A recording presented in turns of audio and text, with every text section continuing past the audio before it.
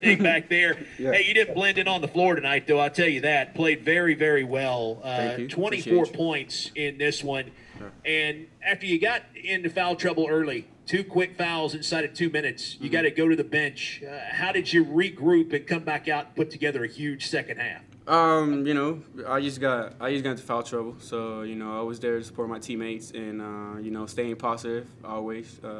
It wasn't the end of the game, so I made sure I stayed positive and talk to my teammate, talk to Davon, talk to the other freshmen to play hard and come out there, just playing hard like we do.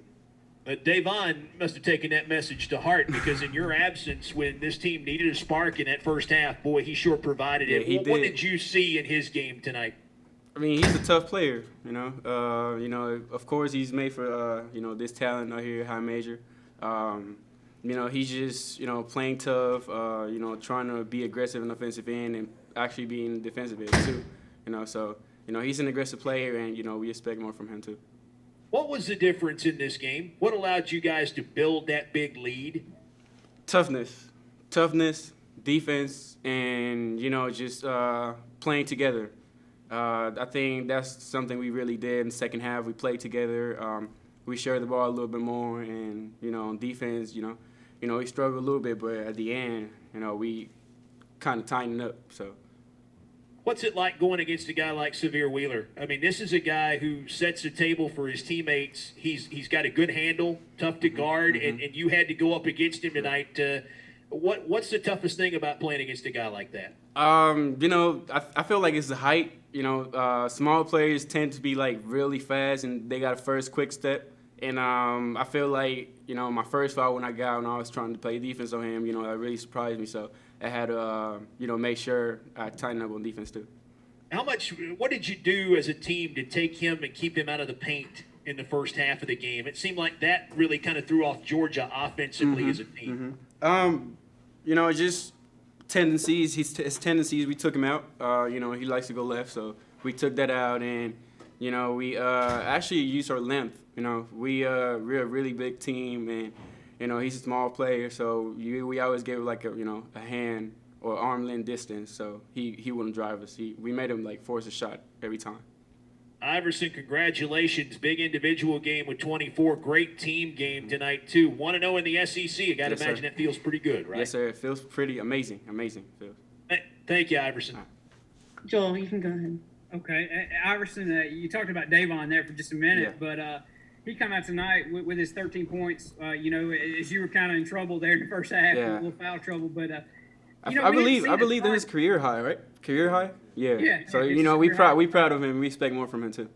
Yeah, Yeah. I was going to we haven't seen a ton from him offensively yet.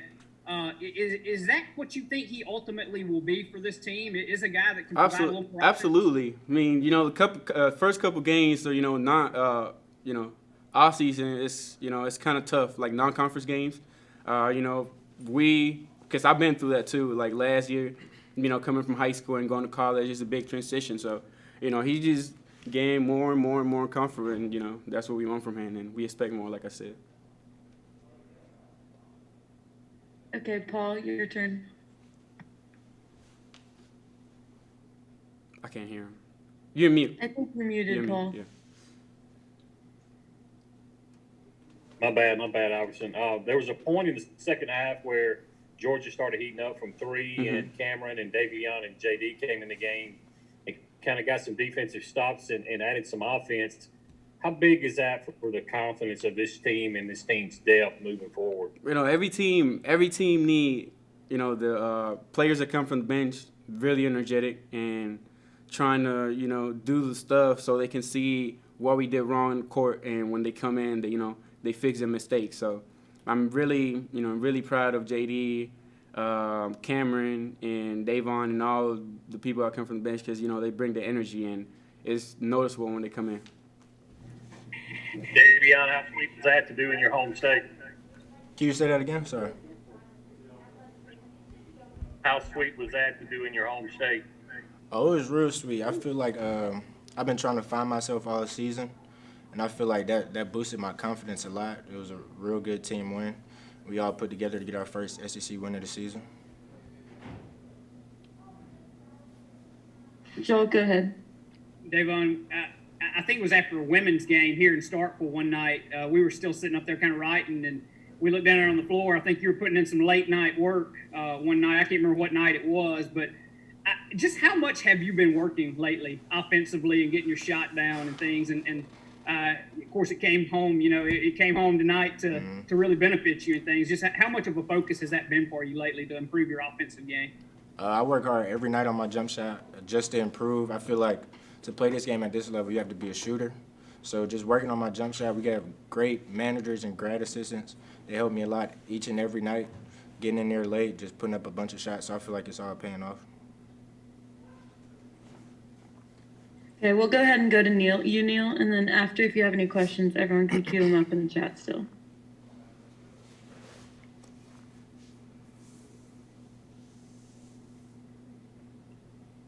Neil, we're ready for He's you. on mute. He's me, but again, 2020, got to learn how to hit the unmute button. Sorry, Davon. Coach Allen told me on the pregame show that you took a spill in that first practice back after Christmas this past Saturday. Said you hadn't had a full practice. Hey, you look pretty good out there tonight. You know, any ill effects, or was it just getting out there and kind of being in front of your home folks? It kind of took all that away. Yeah, I felt at home. I had family out there. My teammates encouraged me. I had my first contact practice today, so just getting back out there, everybody encouraged me to push through it, playing through mistakes.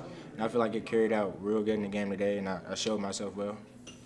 Iverson really bragged on you for stepping up when he got those 2 quick fouls and had to leave 2 minutes into the game. And you've been a starter for this team already this year, but what's it like when your number's called to be able to go out there and answer in a big way like you did? I just feel every time I get on the court, I just feel like I got to prove myself each and every time that whoever's watching, whoever's on the court. And Iverson, he's guided me a lot throughout the offseason, just killing me in practice, you know, just going back and forth. I feel like I learned a lot from him, scoring-wise, defensive-wise, getting stronger. So he's helped me a lot throughout the offseason with the coaches. Now, he's a guy who has made a pretty big jump from freshman to sophomore year, one of the best in the country when you look at what his productivity has done in a year's time. What I'd ask you with a much smaller sample size now, 9 games, does it feel like the game's slowing down for you a little bit, that maybe it's not as fast as it was, say, maybe a month ago? Definitely. I feel like probably my first 3 or 4 games, it was pretty fast, just adjusting to high school, from high school to college. So I feel like even tonight and a couple games before, I just started feeling myself and finding my way out on the floor. Congratulations, Davon. Thank you for the time. Thank you. Courtney, you can go ahead and ask your question. Davon, everyone always talks about next man up mentality. How ready were you tonight to get that opportunity to come in and just, you know, help out your team? I was really ready. It's hometown. I had my family out there, and I just wanted to put on the show and show all my hard work. So I feel like I did a great job of that tonight.